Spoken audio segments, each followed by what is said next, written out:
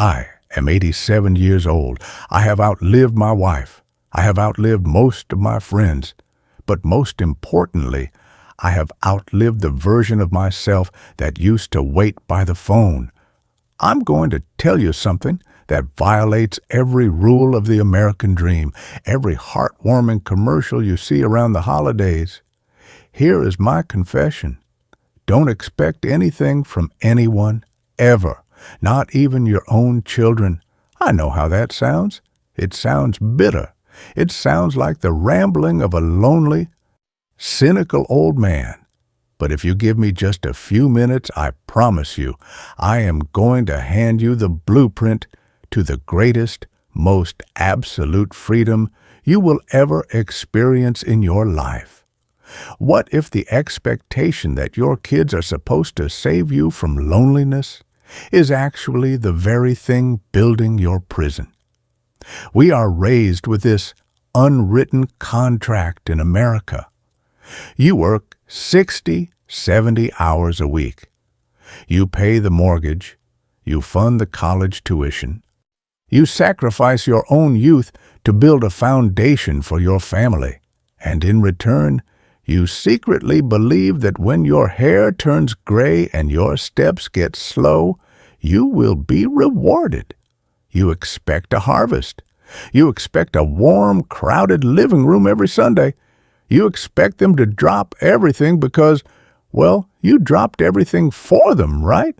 But that's a transaction. That's not love. And the moment you expect a return on your investment from human beings, you have already lost. And let me tell you about my Sundays.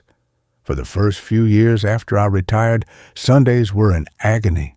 I live in a nice house, a house I worked my entire life to pay off. But it is a quiet house, the kind of quiet that rings in your ears. I would wake up, make a pot of coffee, and look at the phone. My son, Mark, is 54. He has his own business, his own teenagers, his own overwhelming life. I would sit there, staring at that piece of plastic, thinking, he'll call today. He knows it's Sunday. And as the sun moved across the living room floor, from the sofa to the rug, and finally disappeared behind the trees, the phone stayed silent. The pain wasn't just that he didn't call. The real invisible scar, the true tragedy, was that I allowed my entire day to be ruined by someone else's schedule. I allowed my happiness to be held hostage by a phone call. And then I had to take a hard look in the mirror. When I was his age, running the rat race, was I any different? I thought I was a great father because I provided. But I remember my own wife saying to me, "William, I don't need money, I need you here." It took me a lifetime to understand the difference between providing for someone and being present for someone. Mark is running the exact same race I taught him to run. He is chasing the same moving finish line. So who am I to sit here in my armchair and judge him for being exactly who I raised him to be? It was my friend Earl who woke me up. Earl is 86. Earl doesn't have a big house. He lives in a tiny apartment on a fixed income. Earl has 3 kids, and he sees them maybe once a year. But Earl is the happiest, most vibrant man I know. I asked him one day, "Earl, doesn't it bother you? Don't you feel neglected?" He looked at me over his cup of diner coffee, laughed, and said, "William, my kids don't owe me their lives. I brought them into this world. They didn't ask to come. My job was to give them wings, and not to tie them to my rocking chair." He told me, "I spent 60 years trying to be somebody. I'm done needing people to act a certain way so I can feel okay inside." That hit me like a freight train. True freedom, the kind that most people never find, even on their deathbeds, is when you no longer need anything external to feel okay internally. When you expect nothing, everything becomes a gift. If Mark calls, it's a beautiful surprise. I enjoy every second of it. If he doesn't call, my day is still mine. I read, I walk in the park, I talk to my neighbors. I am complete. We suffer because we demand the world to mirror our expectations. Drop the expectation and you drop the suffering. Now, I want to talk to you directly. Whether you are 80 years old sitting by a window waiting for your kids to remember you exist, or you are 40 years old, grinding away at a desk waiting for someday to finally be happy. We are all making the exact same mistake. We are living in a state of constant postponement. Let's do the math of life. It is brutal, it is cold, but I promise you, it will set you free. I am 87 years old. I am standing right on the edge of the cliff, and I can see the bottom. If I am incredibly lucky, I have maybe 1,000 days left. Maybe I only have 500. Or maybe, just maybe, I only have today. If I spend those precious, unrepeatable hours sitting in a chair, feeling sorry for myself, or feeling resentful because my family is too busy to visit, what am I actually doing? I am throwing away the only real treasure I have left. Every time you sit in bitterness, you're letting the present moment die. You're angry at an illusion, the illusion that someone else owes you their time. You might be watching this thinking, well, my kids love me. They will be there for me when it really counts. Maybe they will, maybe they won't. But you cannot, under any circumstances, base your emotional survival on the actions of others. When you do that, you hand over the keys to your own peace. Listen to me. There is no future. The future is a ghost. There is only right now.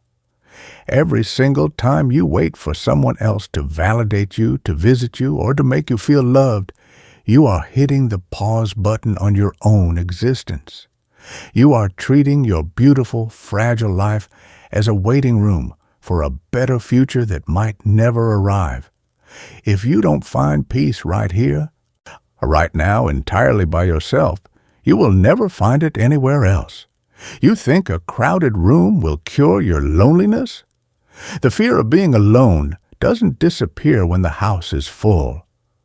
I know people who feel completely alone even when they are sitting in their own homes. That fear only disappears when you can look in the mirror, see yourself looking back, and decide that you are enough company for yourself. I want you to take a deep breath with me right now. Let it out. Do you feel that? That is the physical feeling of dropping a heavy suitcase you've been dragging around for decades. So, here is my challenge to you. This is your 10-minute mission for the rest of your life. This isn't just a piece of advice. It is a profound shift in how you will operate from this second forward. If you are an older parent watching this, sitting in a quiet living room waiting for the phone to ring, I want you to do something radical. I want you to mentally release your children right now. Let them off the hook. Forgive them for being busy. Forgive them for being exactly the flawed, exhausted, and struggling humans that they are. They are running the same frantic race we taught them to run. Stop keeping score of who called who. Stop measuring their love by the hours they can spare. Take your independence back. In this country, we pride ourselves on being self-made and self-reliant, yet we somehow make our children entirely responsible for our emotional survival in our twilight years. End that unfair contract today. Go find your own joy. Take a walk, join a club, read a book, talk to a neighbor. When you stop demanding that your children fill your empty spaces, every single interaction you have with them transforms from an obligation into a beautiful, unexpected gift. And if you are the younger generation watching this, my heart aches for you too. But I see you running yourself into the ground, working 60 hours a week, buying things you don't need with money you don't have just to impress people you don't even like. You are exhausted. You are sacrificing the best years of your life to build a castle for someone else. Stop. Stop trading your right now for a future that isn't guaranteed. You are caught in the cruelest lie of the modern world. You keep telling yourself, I'll be happy when I get that promotion, when the mortgage is paid off, when I finally retire. But let me tell you a secret from the end of the road. The finish line always moves. You reach that goal, and you just find another mountain to climb, another reason to delay your peace. Stop waiting for everything to be perfect. Whatever you think you need to achieve to finally be happy, you don't need it. What you need is to decide that you are already enough, right now, today, with everything exactly as it is. You are enough. You don't need to prove it to your boss, your neighbors, or your parents. You just need to accept it. We Americans love a good comeback story. We love the underdog who figures it out just in time. Let this be your comeback story. I want you to engrave this in your mind.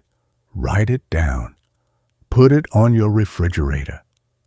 This is the only truth that matters when the dust settles. Time doesn't pass. We are the ones passing. Stop and live.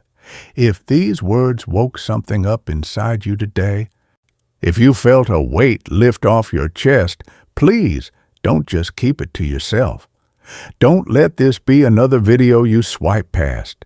Share this with someone who is holding on to deep resentment or someone who is running way too fast to realize what they are missing. And tell me down in the comments, what expectation are you going to let go of today?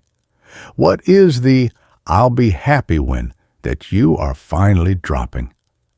Let's not just be strangers on the internet. Let's build a community of people who are finally awake. My name is William. I expect nothing from this world, and because of that beautiful absolute surrender, I have everything. Thank you for your time. Now, go live.